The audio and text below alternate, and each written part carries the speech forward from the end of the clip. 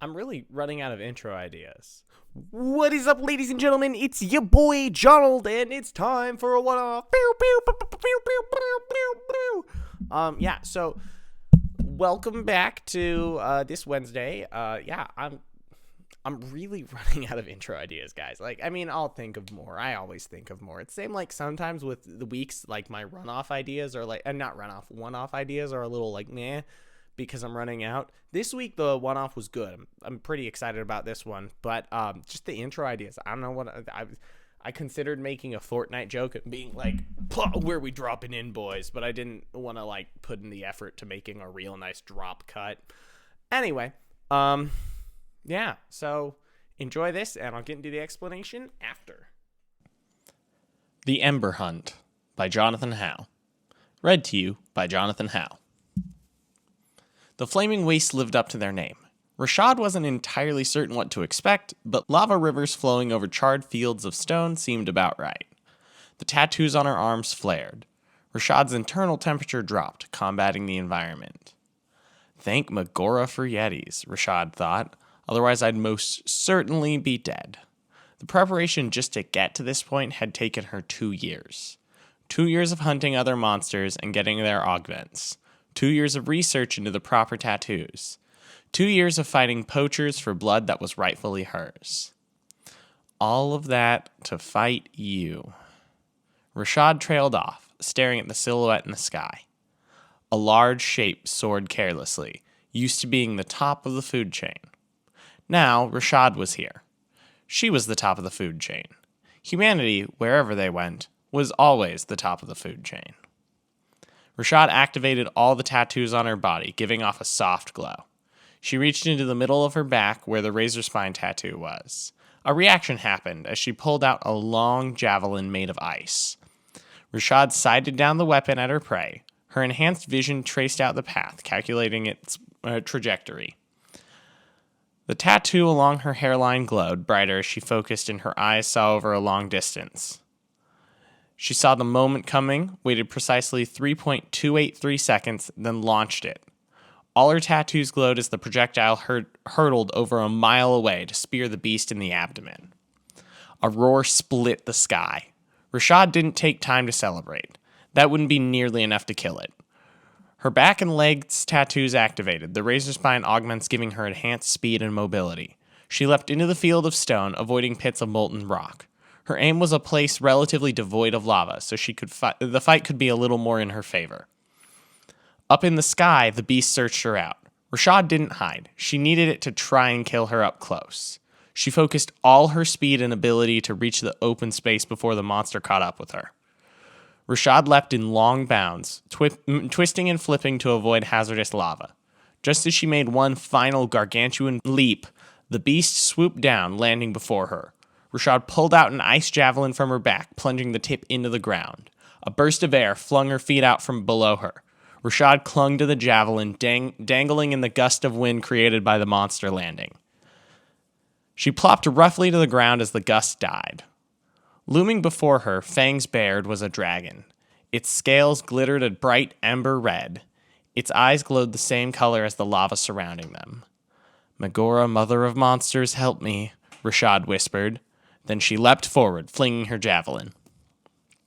The dragon was ready, breathing a torrent of flames and melting the projectile.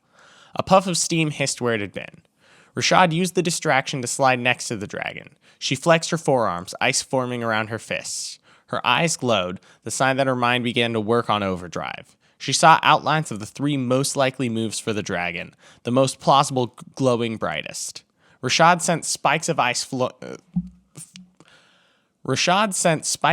flying towards all 3 outlines. None of them hit, the dragon reacting in time. Rashad was prepared, throwing spikes into the gaps between the first 3. The leftmost of this second set pierced the dragon's front leg. It roared in pain, sending a jet of fire her way. Rashad jumped out of the way easily.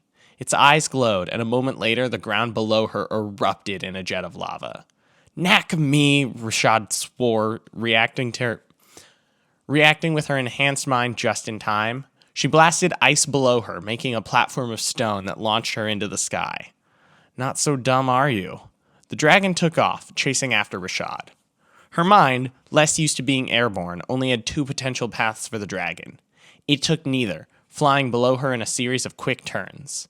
A tornado of air pushed upward, sending Rashad even higher. She didn't panic. Her heightened mind was resistant to that, but rather than thinking on how to fight, she began figuring out how to land. Yeti, Razorback, and Illithid. What combination can help me land? She thought to herself. Maybe a combination of Razorback and Yeti making a slide? Rashad didn't have time. The dragon swooped in her direction. Unless, she realized, Rashad moved to intercept, pulling her arms in and diving towards the dragon. It opened its jaws to blast her away with fire.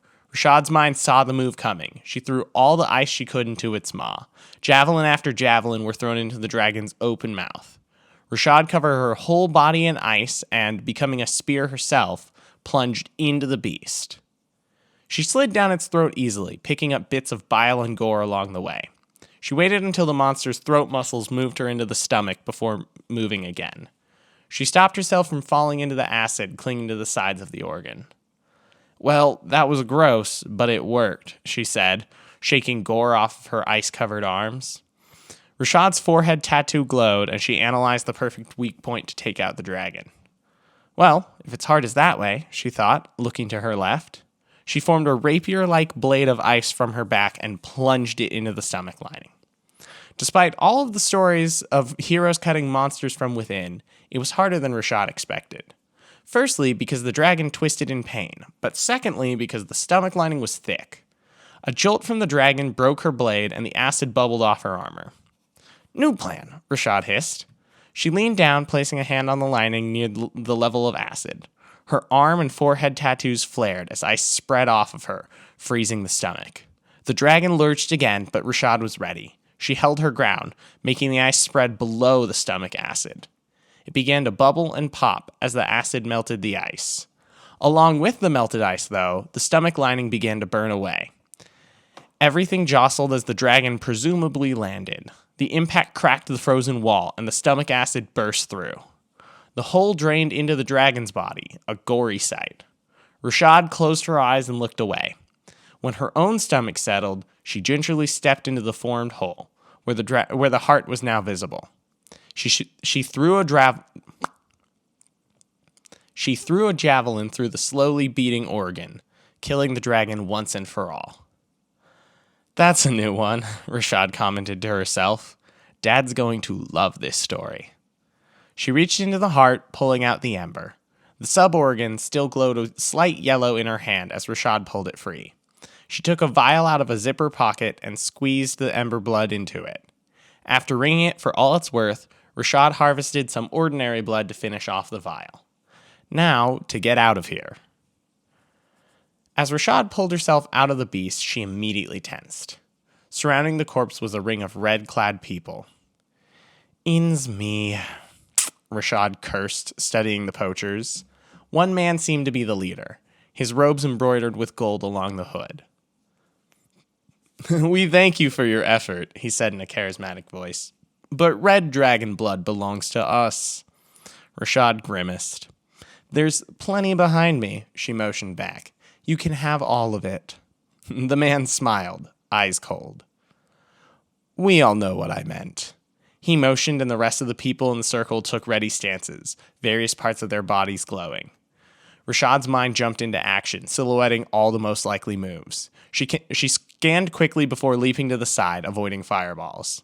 One man to her left was pulling back, trying to get a vantage point for ranged attacks. Rashad leapt, her leg tattoos flaring. With blinding speed, she struck, slashing the man with icicle claws. He fell screaming, but Rashad paid him no mind, running away from the hole she'd made. The leader cried out behind her. Rashad spared a glance backwards to avoid projectiles. What she saw instead was wings bursting out from below the leader's robes. They were a crimson red, webbed for the most part but scaly along the top edge. Right, Rashad realized, red dragon colt. She looked forward and ran, putting all her thought into speed. If she could make it down the mountain about 2 miles away, Rashad could find her car in the forest.